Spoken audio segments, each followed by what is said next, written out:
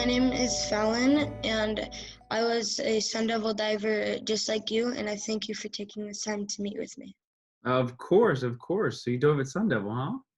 Yeah, Yeah, with Mark. That's great. I think I said I was diving with Sun Devil, but I still do. Okay, so you still dive with Mark. So what Yeah, have you guys been up to lately? I know it's kind of a um, bummer that you can't dive right now. yeah. Well, we had our regionals championships coming up, but obviously we couldn't have it because of coronavirus. Uh-huh.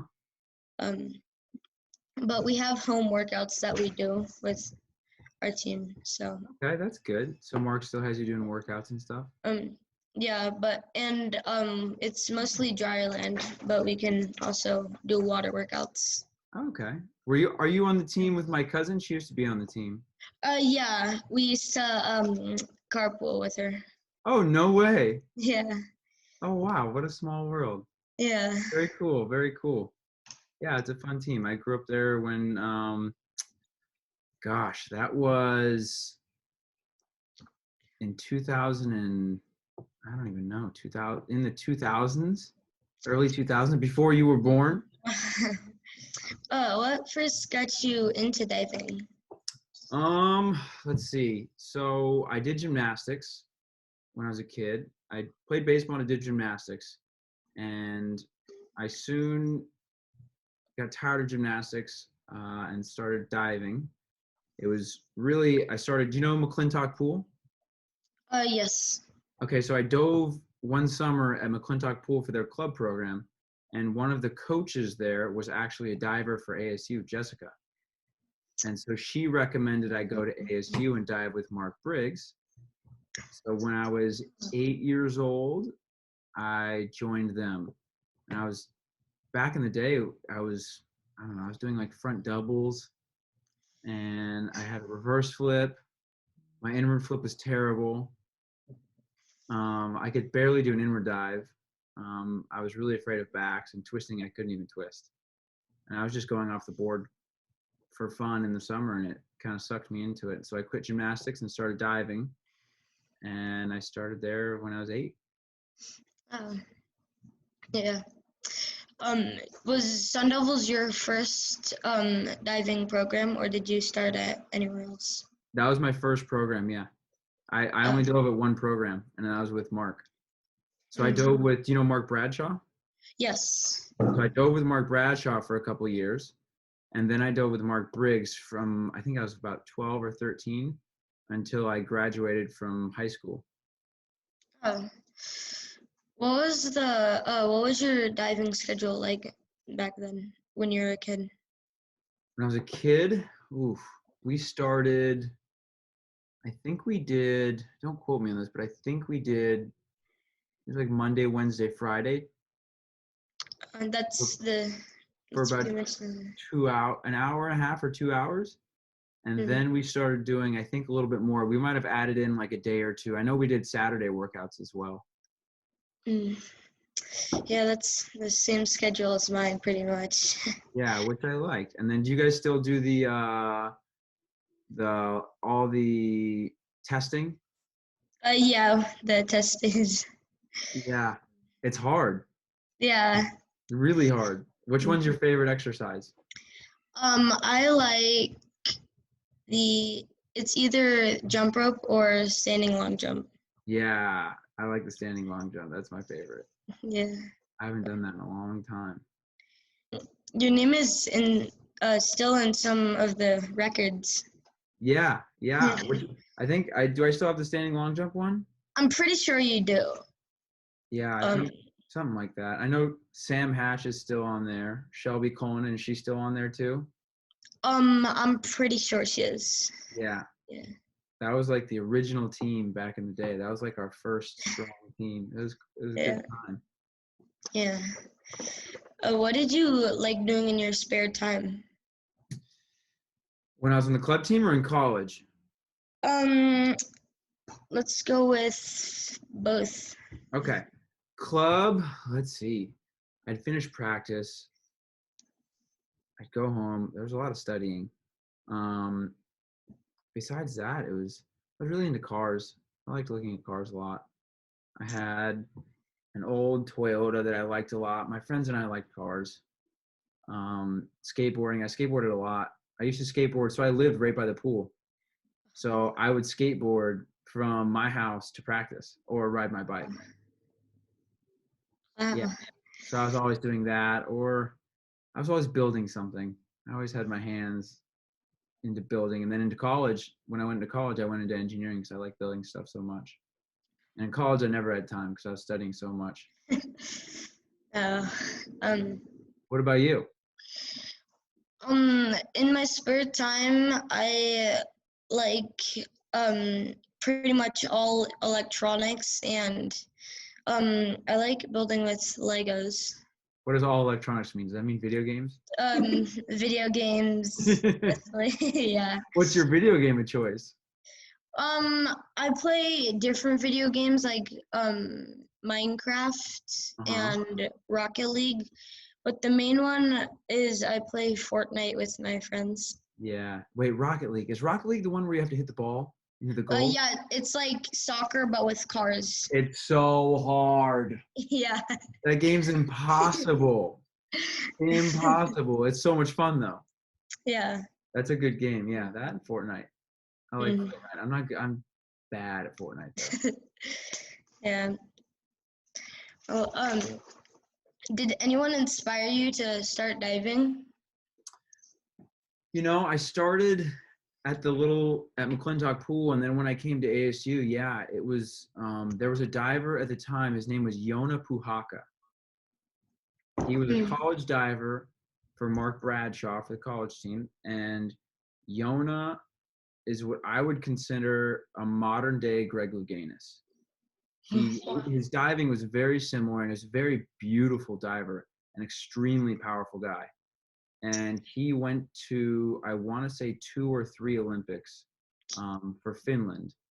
And he was just, I mean, the guy was amazing. He was who I wanted to be as a diver. Have you ever experienced a mental block or had your training slow down due to fear? Oh yeah. Did Mark Briggs ever tell you about when I was learning back 2.5? I do not believe so. So when I was, I think around 13, I was learning back 2.5 on 3 meter. And I was so scared of it that I would not do back 2.5 on 3 meter.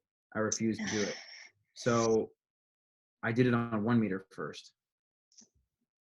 And it was really, really short, but it wasn't terrible. And then the first one I ever did on 3 meter, I landed perfectly flat on my back.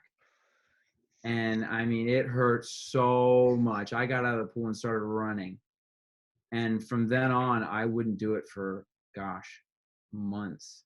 I mean, I was petrified of the dive. And it caused me so many problems, but it just took a lot of, it was really the fact that I didn't really have a choice of doing it if I wanted to get any better, you know? I had these goals, but that was slowing me down. I was like, all right, I can't get stuck on this one thing. I have to continue to get better. Yeah.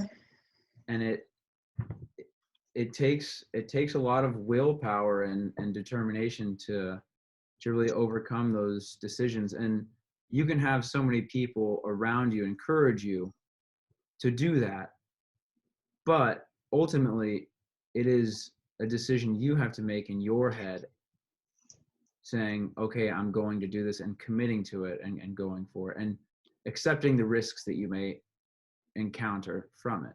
And if you accept the risks of failure, then you have nothing to lose.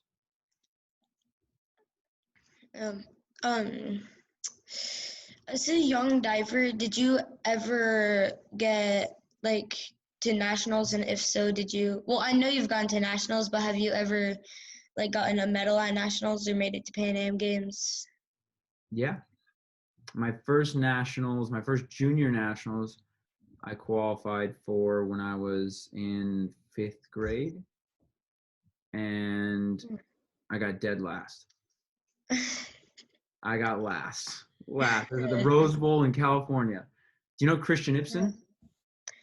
I believe I've heard the name, but He's a really good diver. He used to be my synchro partner. He won, of course. He yeah. always won everything. And I got dead last. But later on, I really picked it up. And I think around when I was 14 or 15, I won my first nationals. And then I started to really figure out, I think I can do this diving thing. But I never made it to junior Pan American games. I never made it to any international competitions when I was a junior. I only did that later on in my career. I was kind of slow at the beginning.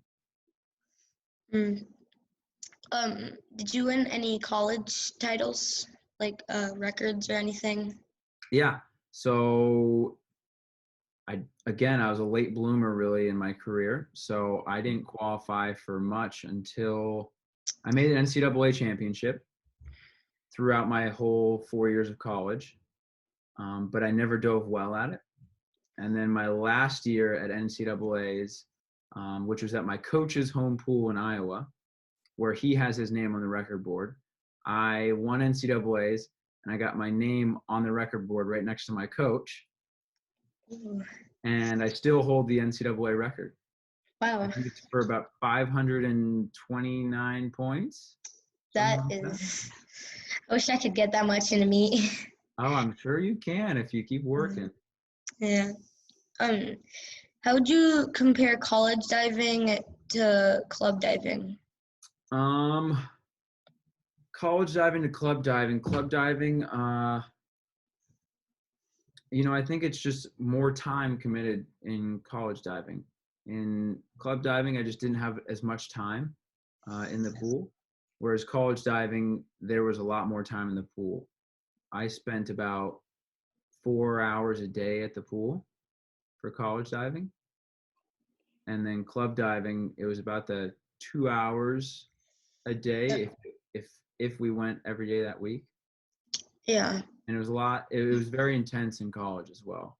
There's a lot of lifting weights, a lot of working out. The exercise never stops. Yeah. But I really enjoyed both college and club.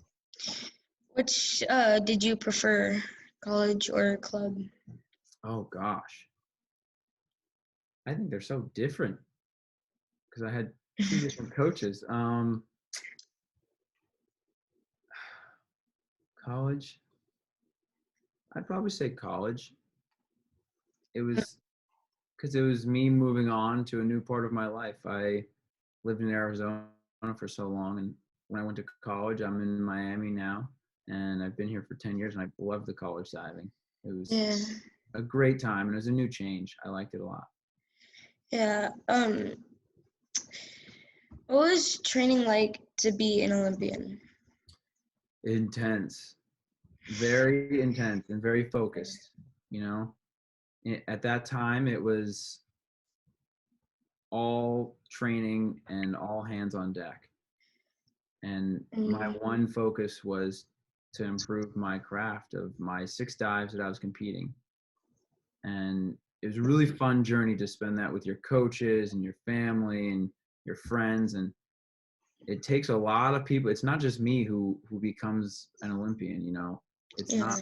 It takes a lot of people to get there because you have your coach, then you have your assistant coach, and then you have your sports psychologist, which helps you mentally, and then you have your trainer, your weight coach, and then you have your physical therapist, and then you have trainers if there's 2 or 3 of those. So there's countless people that come in as essential roles in making the team. And then that's just in Miami. And then outside of that, you'd have the entire Olympic Training Center helping you, where if you have any issues, you can go to the training center and see their doctors as well. A lot of it's trying to stay healthy because you work out so much and use your body so much. Where was your favorite place that you went because of diving? Ooh, okay. In the States or out of the States or both? Both.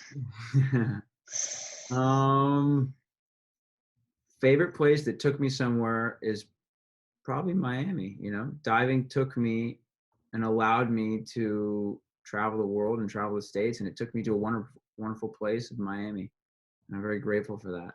And outside of the States, man, we've gone everywhere. We've gone to Puerto Rico, Canada, Mexico, Russia, China, Malaysia. Actually, you know what? A really cool one that I got to go to. This is a cool story. They had Olympians go to, do you know where Greenland is? Yes. So we went to Thule, Greenland, and they sent Olympians to go visit the most remote Air Force base that the USA has. And it's 900 miles from the North Pole. So we went all the way up there on a military airplane and visited them and spent, I think, 2 or 3 days with them. And mind you, there's no sunlight. Yeah. 24/7, no sunlight. And we were so far north that we went to go see the Northern Lights, and they were actually Ooh. south. Oh. And when we went outside to go see the Northern Lights, it was negative 32 degrees. And so you can only spend about 5 minutes outside before your feet started to hurt so much. You had to jump back in the car and get warm and then go back out. Yeah. It was cool. So that was a very cool trip. Of course, Rio was awesome. Yeah. They're all great memories. What's the best piece of advice that a coach has given you?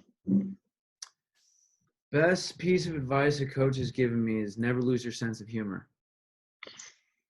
Always, always keep your sense of humor. Always make sure you're having a good time and a nice laugh. My college coach taught me that.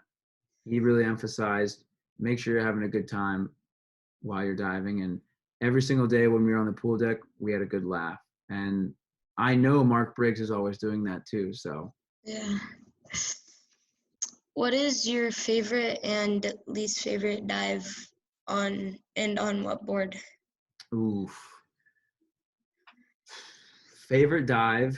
My favorite dive has to be front 4.5, of course. That was my go-to dive. I could finish with that dive and always hit it. Well, most of the time. I could always score a lot of points with that. My least favorite dive was back 3.5 on 3 meter. That dive was just so hard. I think I only competed that dive 2 or 3 times where I did it good in competition. So it was my hardest dive for sure that I struggled with. What about you? My favorite dive is probably back dive on both 1 and 3 meter, because that dive is just probably my best dive of all, and it's just fun to do. And then my least favorite dive is probably back 1.5 on 3 meter. I'm half decent at it, but I don't really enjoy doing backs all that much unless it's like a back dive. Yeah. Are you spotting it? Like in yeah, like. So you're seeing the water, seeing the board when you kick? Yeah. Okay, good. But that's important. It's very important. What was your worst splat, and on what dive was it? My worst flop? Yeah. Oof. Okay, here's a funny story. Well, I got 2 stories. In college, I got a nickname. And this nickname came from, so in college, our pool is actually on a lake. So you can, when you're on the platforms or the boards, you can see all these fish in the lake, and the fish jump really high. And they jump really high, and then they do a belly flop every single time. And these fish are called mullet. And at the pool, when I first got there, I jumped really high, I spun really fast, and I flopped all the time. So I quickly got the name Mullet from one of my teammates, and that stuck for a while until I started winning things, and then I lost the nickname. But My worst flop ever. Oh man. There's a good one online of me doing a triple out. You know what a triple out is? Oh, no. A triple out is a front 2.5 with triple twist. So I was doing a triple out and I got lost and I thought the water was down. Sorry, I thought the water was forward when really that was the sky and the water was down.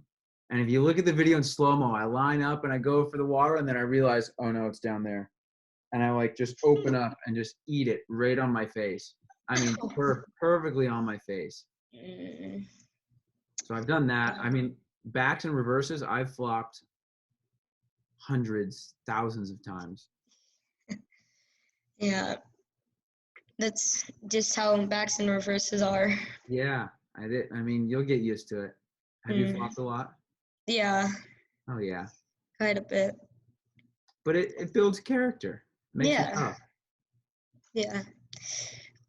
What's your most memorable dive? Oh, that's a good question. Most memorable dive. There's two. One was back 3.5 in 2015 at NCAA's, which I had never done good ever in competition until then. And I ripped it. And my coaches, everybody went insane. That was an amazing feeling. And then the other one was probably front 4.5 in the Olympics when Mikey and I just nailed it. We nailed that dive. And coming out of the water knowing you nail that dive, there's no better feeling. Yeah. It's all perfectly quiet underwater. And as soon as you come up, the crowd is just going nuts. Yeah. How about you? My most memorable dive was probably my final dive of nationals on 3-meter. Because it was a 203, and even though I don't really enjoy that dive, that one was very good, and I feel like it was a good way to end nationals. That's great. Yeah. Feels good to be done, right? You get really nervous. Really nervous, but then once you're done, it's like, all right, I did that. Yeah. So about Rio, was the pool really all as green as it looked on television? Oh yeah, it was disgusting. It was weird. Do you know why that happened? Why? So there was an algae bloom. An algae bloom happens when the water's really cold and they don't have enough chlorine in it. And when they raise the temperature of the water and there's not enough chlorine, immediately algae starts growing. And overnight we came back and the pool was warmer, but it was green. Did the green pool make it harder to dive in? No, I don't think it did. I think some people thought it did and let it get to them mentally, whereas I think we were prepared for any situation that would try and mess us up. We didn't let anything really get in our way. We had trained so much and so hard mentally and physically that we were really prepared for whatever was thrown at us. How did you feel knowing that all of your hard work paid off? You know, that's exactly after I finished my last dive. That is the one thing that I tell myself is like, okay, this hard work has paid off. There's no better feeling knowing that you've worked so hard and every single day that you've trained has gone down to these 45 minutes and it finally has paid off. And you know that sometimes there's moments that all that hard work hasn't paid off, and those are the moments really you got to learn from. Is I've worked so hard, but I might have worked in the wrong direction. I might have been focused on something that I shouldn't have been focused on. And I think really from that is you got to pick apart your failures because that's where you learn the most. Yeah. Besides the medal, what was your favorite part of getting to go to the Olympics? Ooh, favorite part of going to the Olympics. We met some really cool people. Got to meet Michael Phelps, Ryan Lochte. We met all the gymnasts. We got to hang out with them. I met a really cool golfer, Ricky Fowler, who I'm still friends with now. So that was really cool. We actually got to also meet the president. We went to the White House and got to meet Barack Obama and Joe Biden and Michelle Obama. That was really cool. We got to go in the Oval Office, shake their hand, meet them, and hang out with them. Yeah. And we got a tour of the entire White House. It was amazing. Huge house. Huge. It was so much fun. Yeah. Now that you're retired from diving, have you considered coaching? I have. I still coach every once in a while. I coach the club team here in Miami. Oh. So if any of our coaches are gone, I'll help them coach. I used to coach more before I started school, but now that I'm in school, I really don't have too much time to coach. But if they need help, I go and help them. What are you doing for a career? So I did my undergraduate at the University of Miami, and I got a degree in mechanical engineering. And then now I am back at the University of Miami in the business school getting a master's in business administration. And I'll be focusing in sports marketing. Ooh. Yeah. Are you married? And if so, do you have kids? Nope, not married, but I do have a kid. He's sitting right over there. See him? Hank, Yeah. come here. Come say hi. Come say hi. This is Hank. Oh. He's my dog. He's a Vizsla. Ooh. Yeah. Can you say hi over here? Yeah. There you go. Say hi. Yeah. Do you have any dogs? I have one dog that is a border collie. She is 4 years old and crazy. Yeah. What's her name? Her name is Nikki. Nice. I love dogs. The only time I never had a dog was in college, and then after that I got a dog immediately. Yeah. So thank you so much for taking the time to meet with me, and if you're ever back in town, maybe you should come back and visit the pool. Of course. I'll definitely be back. When all of this is over, I'll definitely come back and I'll come by the pool.